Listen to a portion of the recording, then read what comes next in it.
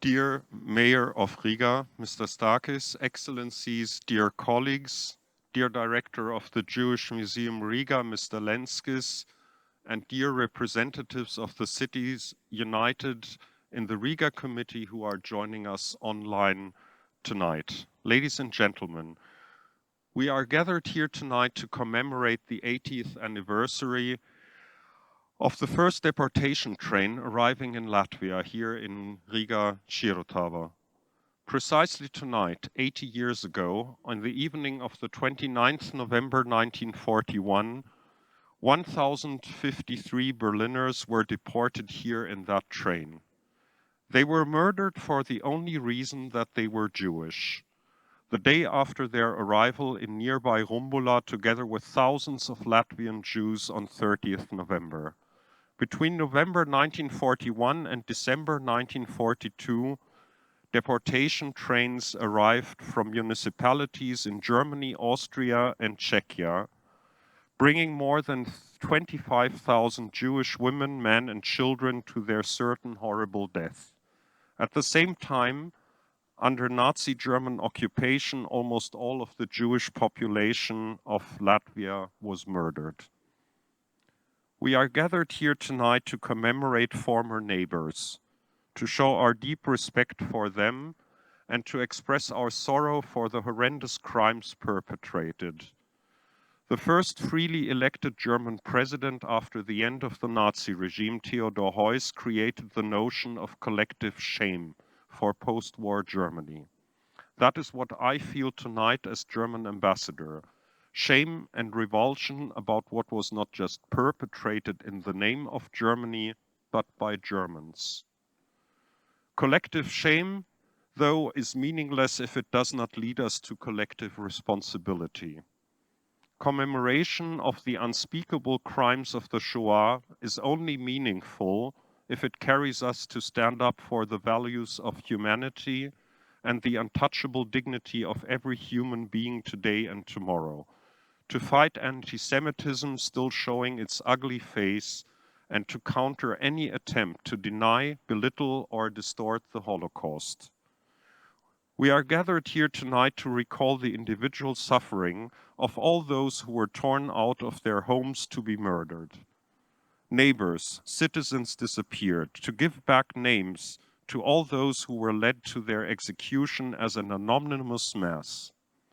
I want to name 16-year-old Gerd Schmidt and his mother Franziska, who were deported just 3 houses away from where I now live in Berlin on 27th of November 1941 and arrived here in this first deportation train 80 years ago tonight. They were both murdered the next day in Rumbula. Tonight, through the virtual bridges of memory, municipalities of the victims' origins are joining us here in Riga, where the terrible journey of our former neighbors ended. And from Riga, we are joining the municipalities where those murdered had lived as neighbors to recall how they were brutally torn out of our societies.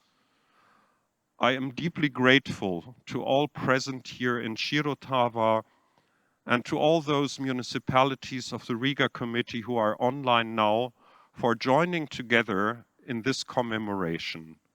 We bow to those who stay in our memory as constant reminder of an unprecedented historical crime, committed in the name of an ideology that denied humanity and human dignity.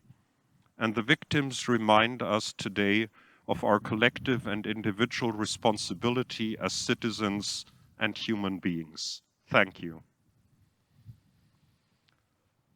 I would now like, ladies and gentlemen, to call my colleague, the Ambassador of Austria, Ms. Doris Danler.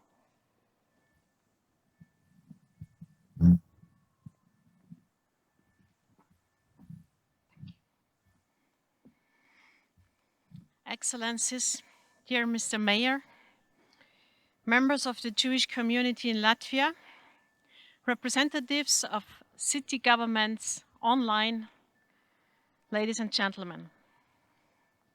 We are standing here at the Skirotava station where exactly 80 years ago the first deportation train from Berlin arrived. Just some days later, on the 3rd of December 1941, a train for deportation left Vienna. 3 others will have followed and brought 4,200 people to Riga. Almost all of them, exactly 4,087, were killed by the Nazi regime occupying Latvia at that time. They were murdered just as almost the entire Jewish population of Latvia was murdered. Austria was part of this cruel Nazi regime. For too long, Austria considered itself exclusively a victim of Nazism. But too many Austrians watched and participated as their fellow human beings were robbed, expelled, deported, shot in forests, and killed in death camps. In 1938, 210,000 Jews lived in Austria. After the Second World War, around 5,000 were left. We cannot undo history. We cannot make up for these atrocities, but we can ensure that they are not forgotten. Since mid-October, an impressive exhibition commissioned by the city of Vienna is shown at Vienna's main train station. It commemorates those 4,200 people who were deported to Riga 80 years ago. The city of Vienna has deliberately placed this exhibition not in a museum, but at one of the most frequented places of the city, at the main train station.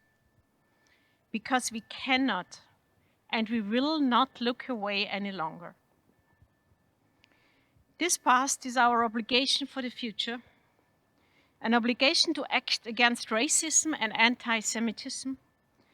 It is solely up to us, to each and every one of us, to offer no place to hate and exclusion, and to make sure that never forget becomes never again. Thank you.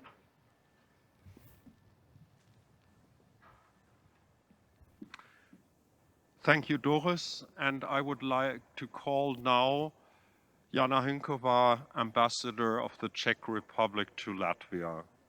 Jana, the floor is yours.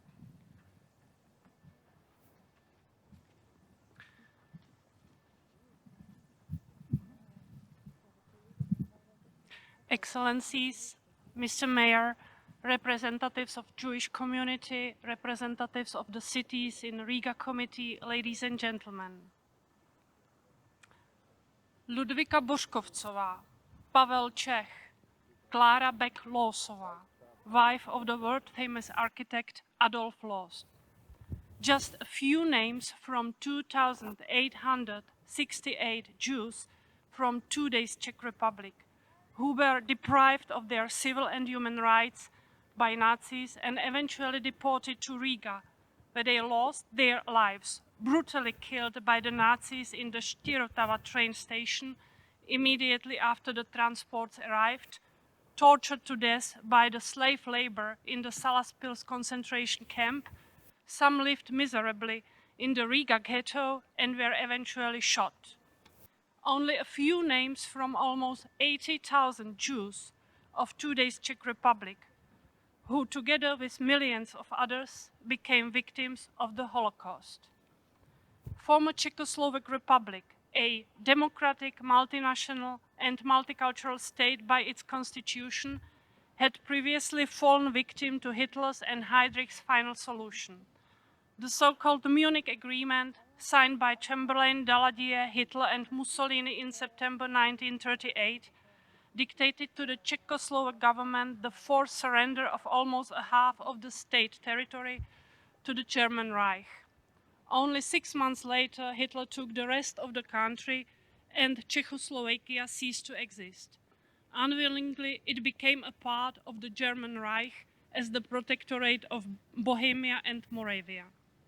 Thus, the state could no longer defend the constitutional rights and freedoms of its citizens, nor could it resist their transport to perdition. Jewish citizens were systematically interned in the Nazi concentration camp Terezin ghetto and finally deported from the country and liquidated by Nazis. The transports marked O and P in January 1942 and the transport BB in August 1942 deported almost 3,000 of them here to Shirotava for extermination. Only slightly more than 100 of them returned home after the war. Moreover, dozens of other transports to concentration and extermination camps in Europe followed. Most of my country's Jewish citizens never returned home, as many other our citizens, including Roma and Sinti, who have been tortured and executed because of their origin or their active resistance to the German Nazis.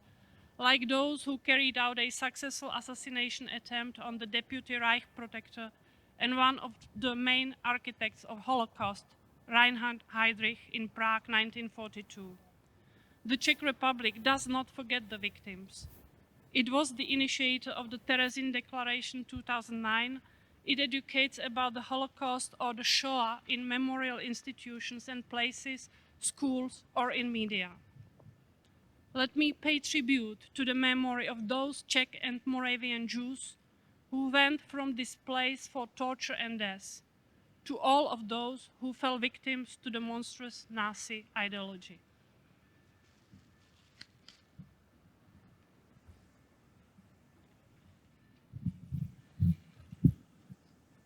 Thank you very much, Jana. And allow me now to switch languages, because now we will revert to our cities of the Riga Committee who are joining us. And I would first of all, und damit gehe ich über zur deutschen Sprache, sehr herzlich begrüßen den Generalsekretär des Volksbund Deutsche Kriegsgräberfürsorge, Herrn Backen.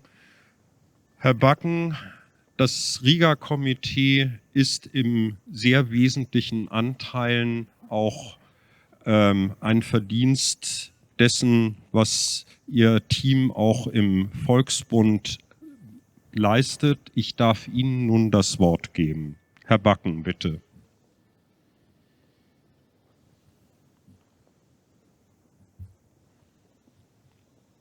Herr Backen?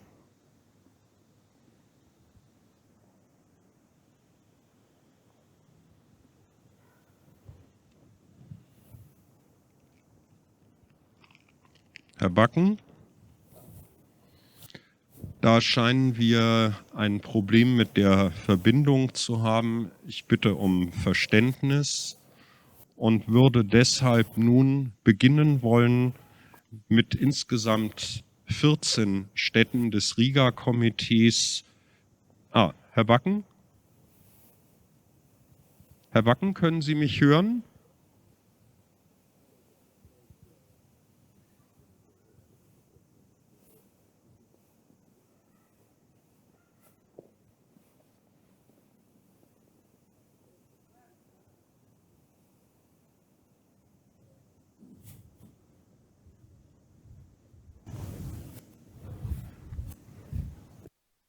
Unfortunately, there is no sound.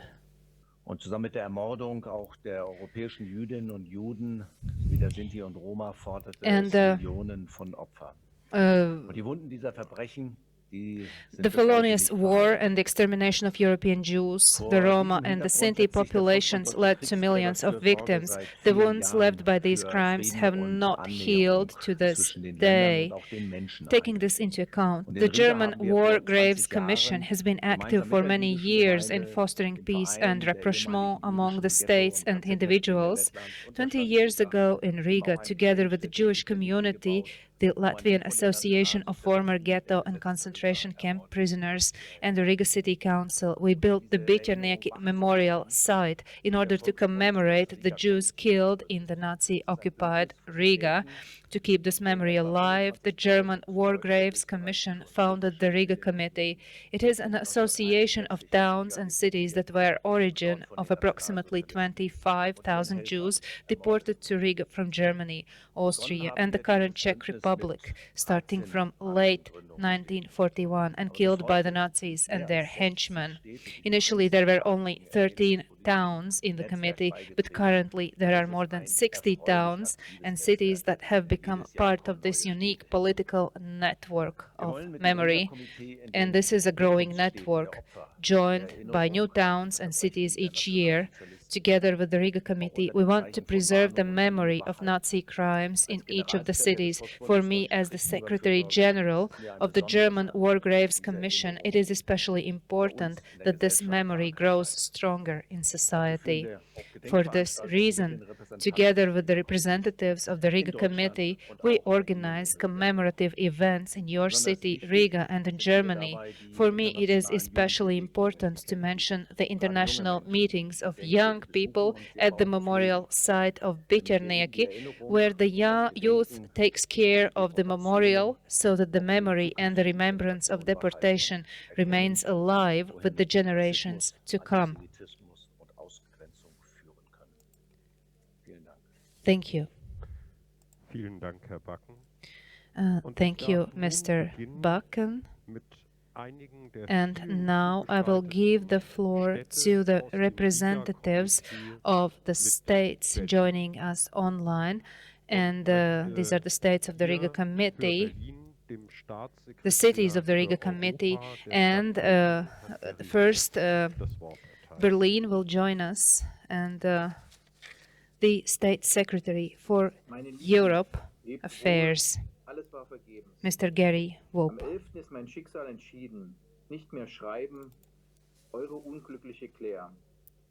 My loved ones, please live well. It was all in vain.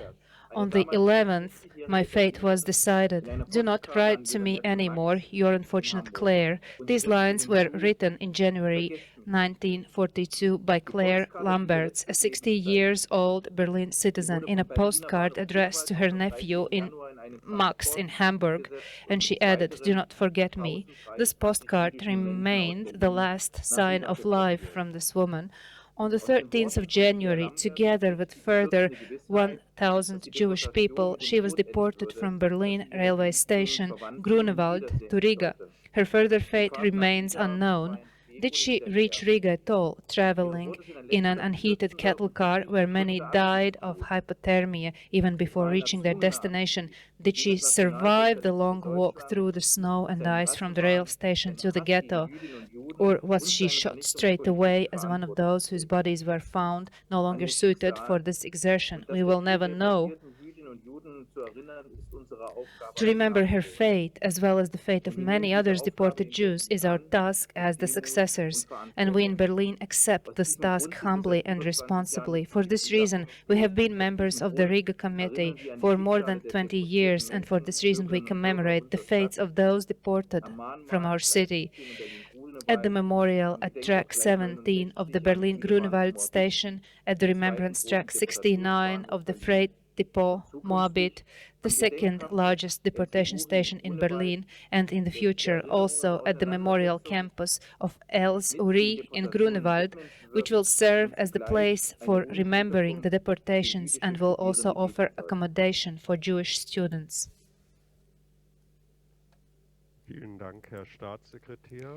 Thank you, Mr. State Secretary. And now we are switching to Billerbeck. And in the name of Billerbeck, Ms. Marion Dirks, the mayor of the city, please, the floor is yours. Today, I'm honoring the memory of the Billerbeck citizens that were deported to Riga and killed. The siblings Rolf Dieter and Eva Eichenwald, I will quote from a commemorative publication prepared by school children and published by the Foundation Wolfgang Suvelak Stiftung. Rolf Dieter and Eva Eichenwald would have been the fourth generation of the Albersheim family in Billerbeck. In the 19th century, their great-grandfather moved to Billerbeck from Gemen. He started a textile shop there. In September 1938, Rolf Dieter and Eva Eichenwald disappeared from Billerbeck without leaving a trace. The family had lost their livelihood. No one wanted to do their shopping at stores owned by the Jews. The family found a new home in Krefeld, where they stayed until December 1941, when they were deported to Riga. In the morning of the 2nd November 1943, Rolf Dieter and Eva Eichenwald, their mother Ruth, and their grandmother Selma were seen for the last time by someone who could tell others about their fate. The family was sent to death in Auschwitz. Rolf Dieter and Eva Eichenwald were murdered for being children of Jewish parents and because they received no help. Today, the Geschwister Eichenwald Aula, a cultural center named after these children from Billerbeck, reminds the world of their existence. They and their families would have visited the center where many events take place and would have taken part in the life of the town if they only could. Thank you, Ms. Dirks. And now I will switch to the city of Bochum. And here, on behalf of the city of Bochum, the mayor of the city, Ms. Gabriela Schäfer, please, the floor is yours.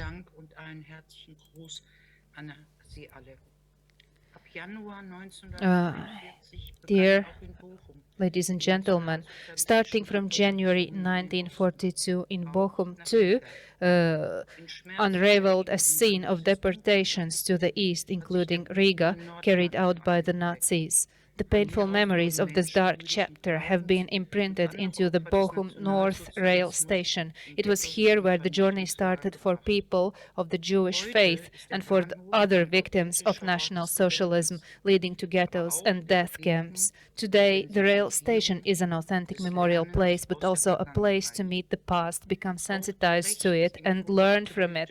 Similarly, the stele that you can see in the photograph to the right is an important element of Bochum's memorial culture. The path of the steles, the so-called Stellenweg, reminds the public about the places in our town that were important for the Jews. There are many other places and events that together form the memorial and remembrance culture of Bochum. One should mention here also the memorial stones or the stumbling stones that make us literally stumble over people's fates. The book Die Verknüpften by a writer from Bochum, Andrea Benke, reminds us of such fates. It is a story about a friend. The story unfolds in Bochum in 1930s, among other locations in a former Jewish school. A real embodiment of the story is Ms. Else Hirsch. Please see the photograph. She was a teacher at the school, and in early 1942, together with some of her students, she was deported to the Riga ghetto, where we lose any trace of her. Dear ladies and gentlemen, the fact that we are here today commemorating the victims and together sending a signal that we have not forgotten is very close to my heart and should be this way for everyone. I would like to express my deep gratitude to the Riga Committee, the Embassy of Germany to Riga, and most of all to the Ščirota rail station. Thank you. Thank you. And now we go to Dortmund, and I will give the floor to the director of the city archive, Dr. Stefan Mühlhofer. Please, the floor is yours. Thank you. On January 27, 1942, 332 Jews from Dortmund were taken from the Dortmund Central Rail Station and deported to the Riga ghetto. 4 days prior to that, they had to appear at the canteen of the Dortmund cattle market. Although this location was chosen due to practical reasons, The people gathered there considered it even more degrading, and it gave them a bad feeling for what was going to happen next. It was right at the slaughterhouse that they had to meet, being treated like livestock, like cattle, and they were treated like that even before that. Now there is a memorial plate on the former administrative building of the slaughterhouse, currently a musical school, reminding of the deportation to Riga. Among the people deported to Riga was the tailor and sports teacher, Mr. Walter Anders. Up until his deportation, he had worked as a sports teacher at different schools. In the Riga ghetto, he gave sports lessons to the children brought from different places, and later, these children were killed in gas chambers. Later, he had to do forced labor and was transported to the Stutthof concentration camp near Gdansk, where he died from hunger. We in Dortmund commemorate the crimes of the Nazi regime, and it is one of the most important events during the year. Herzlichen Dank. Thank you.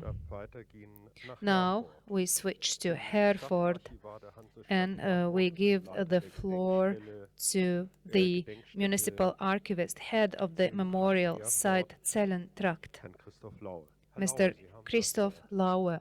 Mr. Lauer, the floor is yours. Dear audience, I will quote a quote from the 13th of December 1941. With many of the Bielefeld's population watching, a special train bound for Riga left the central station today.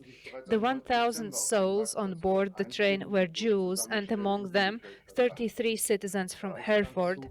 The Hereford citizens had to gather on the market square already on the 9th of December, and they were brought to the collection point in Bielefeld. It was planned that the Reich train with third-class passenger cars would arrive in Riga on the 15th of December 1941. Two of these victims have their own special stories. Among the deported was the 14-year-old Ilse Schontal, together with her mother Alma and her father Louis. On the day of deportation, she gave her neighbors a keepsake, a passport photograph with the text, "A glance for the photo, a memory for the original." To remember her and to say goodbye. According to witness words, Ilse and her mother were shot already during the transportation. And Eric Levine lived since 1935 in Hereford. He was a preacher and a cantor. In the summer of 1938, he made a failed attempt to escape to the US. When the Jewish children were banned from attending the school, he taught the children still remaining in Hereford. He was deported to Riga together with his wife, Marianne. His wife was shot there in May 1943, and Eric Levin was killed in early 1945, either in the Stutthof concentration camp near Gdansk or in the Stutthof concentration camp in Alsace. Thank you. Okay, and now we switch to Cologne, and on behalf of Köln, we give the floor to the mayor of the city of Köln, Dr. Ralf Heinen. Thank you and good evening. Von Köln in das Ghetto Riga deportiert. Unter ihnen war auch Axel Lazarus mit seiner Ehefrau Alice und seiner Tochter Ilse. In December 19, Dezember schrieb er einen letzten Brief an 41, Hilde Heißner. almost 1,000 of prosecuted Jews were deported from Cologne to Riga ghetto. Among them was Mr. Axel Lazarus with his wife Alice and their daughter Ilse Helene. Just a few days earlier, on the 1st of December 1941, he sent his last letter to his acquaintance Hilde Kaisner, saying, "Dear Hilde, if no miracle happens, and I do not believe in miracles, my wife, our daughter, and I are leaving for Riga on the 6th of December. We hope that we could be all right there, Axel." When reading this letter, it can be felt that Axel Lazarus might have realized that even before the deportation, that he would never see his hometown again. He, his wife, and their daughter went missing in May 1945. They were declared clear. Except this one last letter, there are no other written documents or photographs related to this family. We have to keep his story and the stories of other deported in our memory. The stumbling stones in Cologne serve as a reminder of Axel, Alice, and Ilse Helene Lazarus. A school class have become patrons of these stumbling stones. Dear participants of this event, the city of Cologne is aware of our history and the history of these people. The NS Documentation Center of the city of Cologne is our bridge, our memorial site, and our research institution that evaluates the history of our city during the years of National Socialism from 1933 to 1945. On behalf of the city of Cologne, I want to reassure you that we are always part of the Remembrance Bridge, remotely as today or physically present in the future. Thank you for your attention. Thank you, Mr. Mayor. And now we are switching to Leverkusen. And on behalf of Leverkusen, the representative of the Council of the City, Mr. Rüdiger Scholz, will have the floor. Yes, thank you.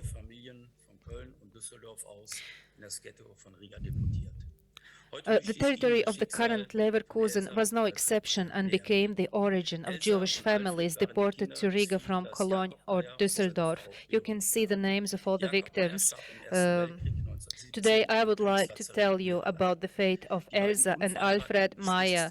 Elsa and Alfred were the children of a cattle trader Jakob Meyer and his wife Veronika. Jakob Meyer died during the World War I, and both unmarried children lived with their mother in Hiddorf. Elsa and Alfred Meyer were taken from their parents' home in December 1941. They were brought to Düsseldorf-Derendorf, where they found themselves in a slaughterhouse, crammed together with many other Jews from the Rhineland region. On the 11th of December, they were transported from the nearby freight depot to Riga. A soldier from Hiddorf had seen Alfred Meyer in Riga, but after that, any trace of him was lost. The last update on Elsa Meyer was from October 1994. Stumbling stones have been laid in Leverkusen to commemorate the Meyer siblings. Thank you. And now on behalf of the city of Marburg, Mr. Roland Sturmer from the Honorary City Council. Mit 127 Jüdinnen und Juden aus Marburg, Gleis 5 des Marburger Hauptbahnhofes nach Riga. In 1941, the first deportation train carrying the deported Jews left the Marburg Central Rail Station. The goal was to completely exterminate the Jews community of Marburg and the surrounding region. Marburg wants to give back the respect to their former neighbors and to give them back their names. For 6 years already, the stairway leading to the train platform is decorated with memorial ribbons bearing the names of the deported and the departure dates of the deportation trains. Those were our people. We will never forget them. On the site of the former synagogue, there is now the memorial garden displayed in the photograph. On the 9th of November 1938, the synagogue was burned down. On every commemoration day, townsmen as well as the representatives of the current Jewish community gather here and make a promise. Never again will we allow such crimes to happen. Okay, and now on behalf of the München-Gladbach, Mr. Felix Heinrich, please, the floor is yours. My heartfelt greetings from the city of Mönchengladbach on the special occasion 80 years ago, on Wednesday, the 10th of December 1941, a train from Mönchengladbach via Düsseldorf went to Riga, carrying 180 Jewish men, women, and children. A few days ago, a memorial slate was opened to commemorate these and other victims transported to ghettos. Most of them went away never to return again. They were carried towards their painful death. I get shivers every time when I think that such a common place as a rail station that we pass by every day to catch our train was a place of horror, terror, and death for thousands of people just a few decades ago. According to the testimonies of the few surviving townspeople, before their departure, they were told by the Gestapo that they would be evacuated to the east. They packed the permitted amount of luggage and mostly on foot came to the cargo ramp of the Mönchengladbach freight depot. There, their luggage was checked for money or valuable items. Next day, they went farther in the direction of Düsseldorf. A witness of the time, Miss Liesel Ginsburg, nee Frenkel, later told. In Düsseldorf, the train stopped at a small station. The place was full of Gestapo officers. Afterwards, we went on foot to the Düsseldorf slaughterhouse. It was quite a walk, especially with the heavy luggage. We came to the slaughterhouse that had been freed from the cattle, and that is what it looked like. Afterwards, they did a check on our bodies. Many had to fully undress. We stood there for about 16 hours in the damp, cold, and dirty slaughterhouse. Between 6 and 7 a.m., we headed back to the rail station. End of the quote. During the early hours of the 14th of December, the deported arrived in Riga. They were hungry, thirsty, and cold. When the train halted, they had to walk through the deep snow to the Shirotov station. From there, they first had to reach the ghetto that was set up for the initially 40,000 Riga Jews. Most of them had been killed by December 13th in order to free up space for the Jews deported from Germany and coming in. There is no limit to human atrocity. We should never forget that, to remember and to learn from what happened. Only in this way can we pave our current and future path of responsibility. And this is one of the reasons why the Riga Committee is so important. Thank you. Thank you. And now I will give the floor to Münster, and I will give the floor to the mayor of the city, Ms. Angela Stehle. My greetings from the city of Münster and from our head mayor, Mr. Markus Lewe. On the 13th of December 1941, the German police deported their Jewish neighbors to Riga. Of those deported, only a few survived.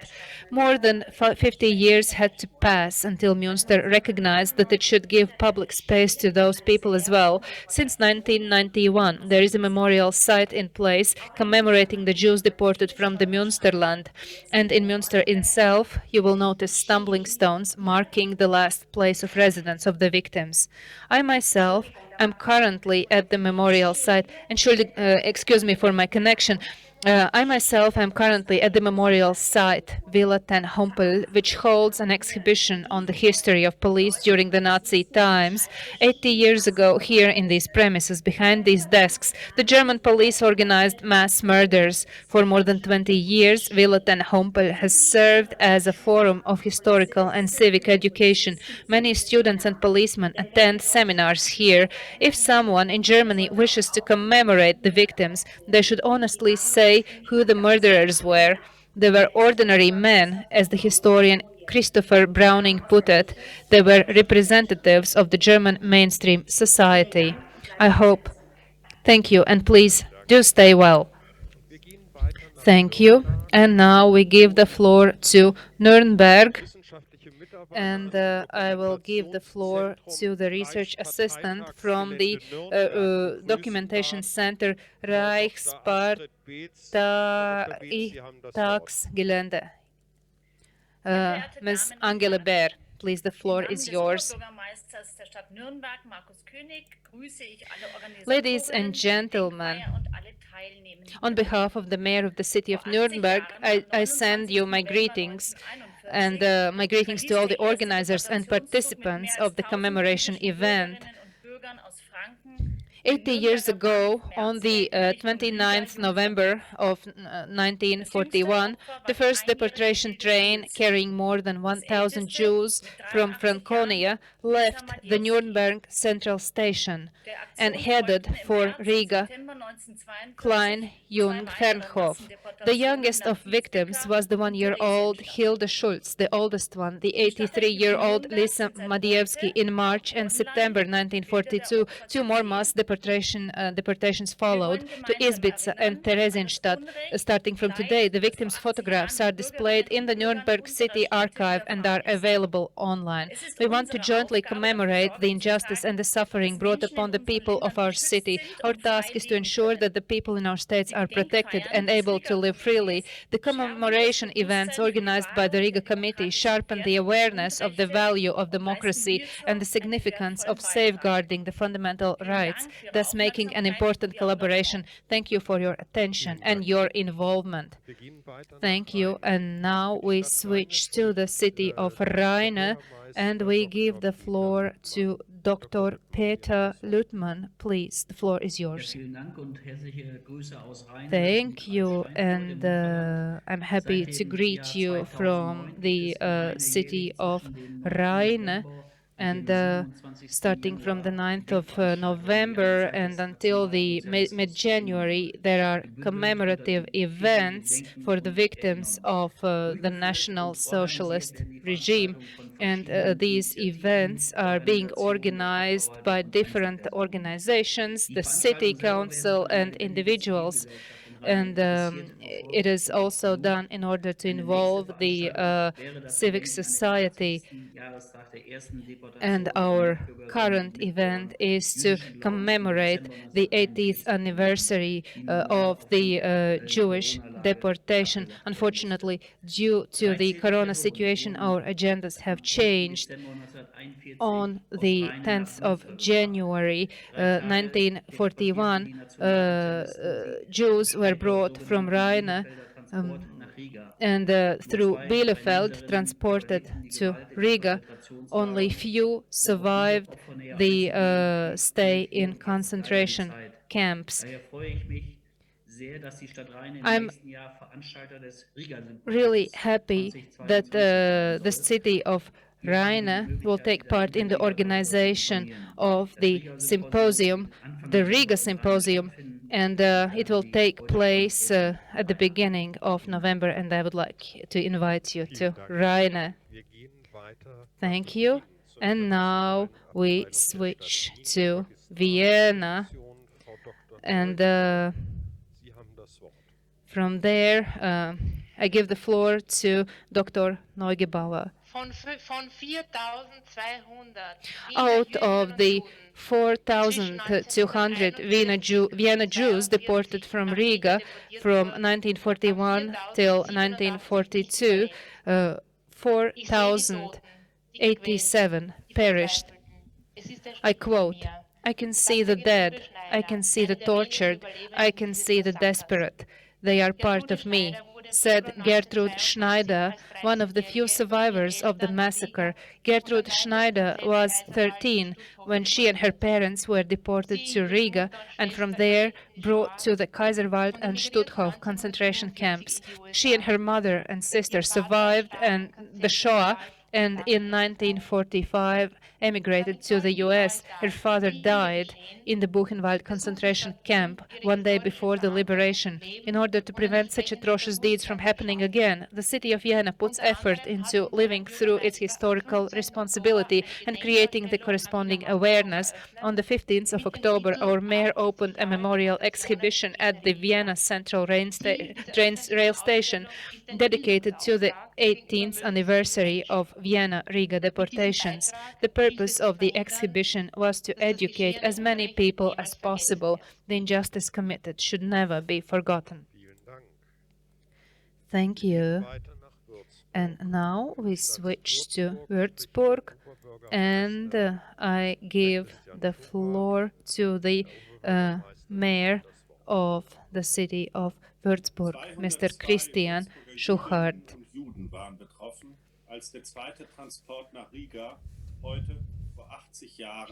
80 years ago, The second deportation train left for Riga. It was carrying 200 Jews from Würzburg. And one of them was the young Käthe Fries, who in 1945 told about her time spent in the camp. After arrival, people had to walk the snowy and icy roads to the Klein Jungfernhof camp. The former estate building was dilapidated, and now I quote, "I suppose it was the worst in the man's barrack. It was a big shed in the open field, with just fragments of the roof still intact. Inside, there were just wooden racks placed on 6 levels, one above the other. Every day, many bodies of people frozen to death were removed from there." End of quote. Since 2020, the municipalities of the Lower Franconia have been commemorating the 2,069 people deported from the region by placing items of luggage at the Würzburg Memorial Site. About 2,000 of the deported fell victim to the Shoah. Thank you, Mr. Schuchard. Mayor, you have the floor. Please.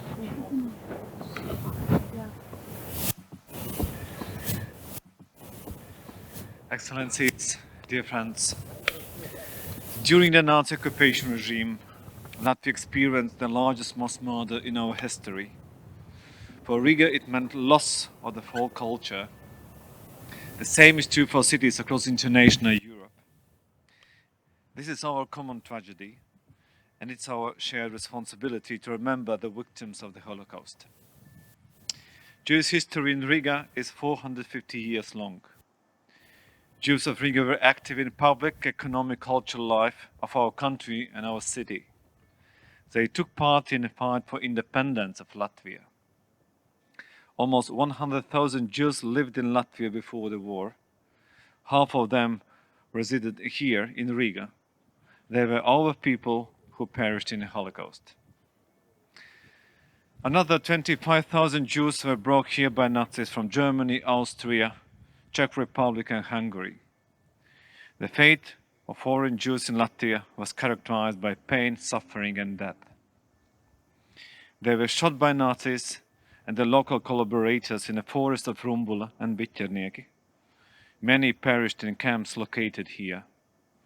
For others, the territory of Latvia became a stop during the hellish journey to Auschwitz concentration camp. 25,000 were brought here, but only few survived. This left a scar that now stretched from Latvia across the whole continental Europe. The remembrance of the Holocaust in Riga is getting stronger every year. Our historical memories become less selective. I'm grateful to many members of Latvian society, academic, public intellectuals and others who have created and maintained the remembrance traditions of this genocide. Tomorrow, on November 30, Holocaust remembrance events will take place in Riga, honoring the victims. Every year, more and more people gather by the Freedom Monument of Latvia to create corridors of light with candles, honoring the victims. Sadly, now there are only 5,000 Jews in Latvia. At the same time, I'm grateful that active life of Jewish community takes place in Riga. I'm proud of our Jewish school, synagogue and Jewish museums. It is possible to raise a new tolerant generation only when you look bravely into eyes of past horrors. These words were said by great Israel statesman Shimon Peres during his visit to Riga in 2013.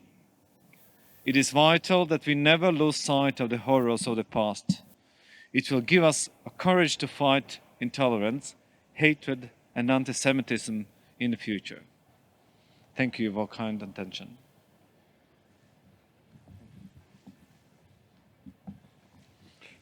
Thank you very much, Mayor. And now I would like to welcome the director of the Jewish Museum Riga, Mr. Ilya Lenskis.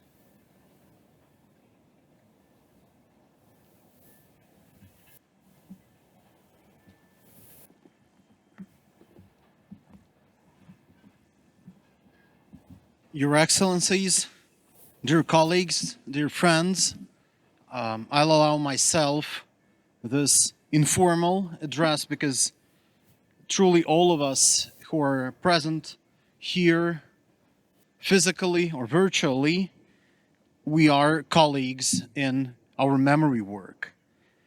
Each of us has the field he works. Each of us contributes something to preserve the memory. We could ask, why do we need this everyday memory work? What does it give to ourselves? And even more, what does it give to the victims? Wouldn't it be easier just to give up, to forget, and to pay our attention to contemporary problems? It definitely would be much easier and much more comfortable. And we understand very well why it would be wrong and why this actually is impossible. Memory is not a jacket that we can put on when we want, and we don't want leave it in a dark closet. Memory is rather a plant, a very strong, mighty plant that finds its way through the asphalt, through the concrete, that survives in the desert and under the glacier. 20th century has shown us a lot of attempts to totally destroy memory, to destroy past, to destroy any attempts to commemorate. But human understands that he does not appear from nowhere. Human understands that he has history, he has the story he is descendant to. Memory is a sort of a beacon which leads us in this darkness of our troublesome and tragic history, in the darkness of our past. We remember and commemorate not to hurt ourselves, but just the opposite, to cure the wounds that have been inflicted on us by our past, to overcome these wounds. The deportation of German, Austrian, and Czech Jews to Latvia was intended to be the last act of the tragedy of forgetting them, of exclusion from consciousness, of the drama of collective amnesia.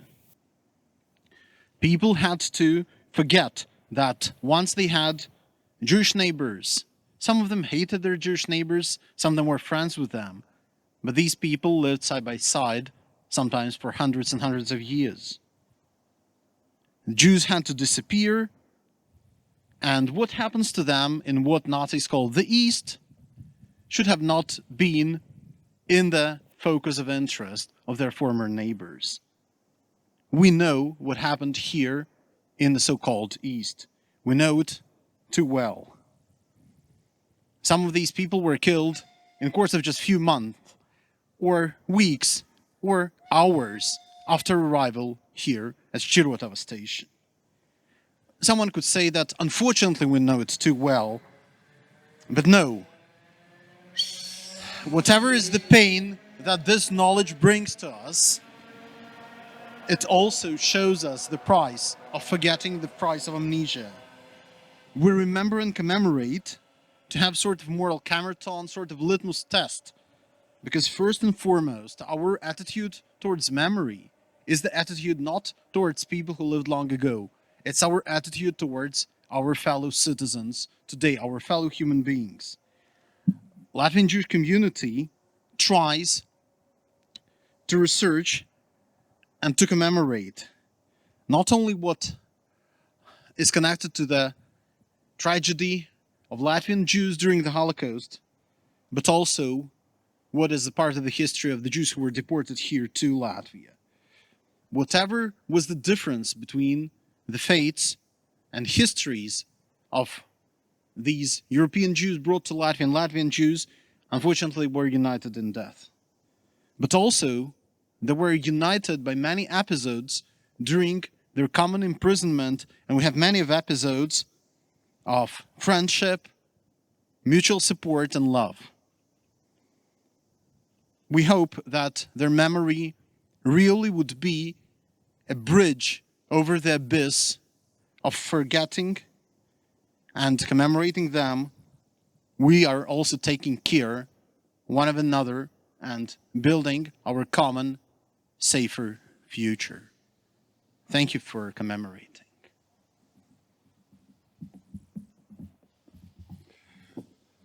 Thank you very much. And ladies and gentlemen, this concludes tonight's commemoration ceremony at Shirotava with our living bridges going to the cities of origin. We will now light candles here in the memory of all those who were deported here, all those of the Jewish community here in Latvia, all the victims of Nazi persecution, and observe a moment of silence. Please bear with us for this moment of silence. Thank you.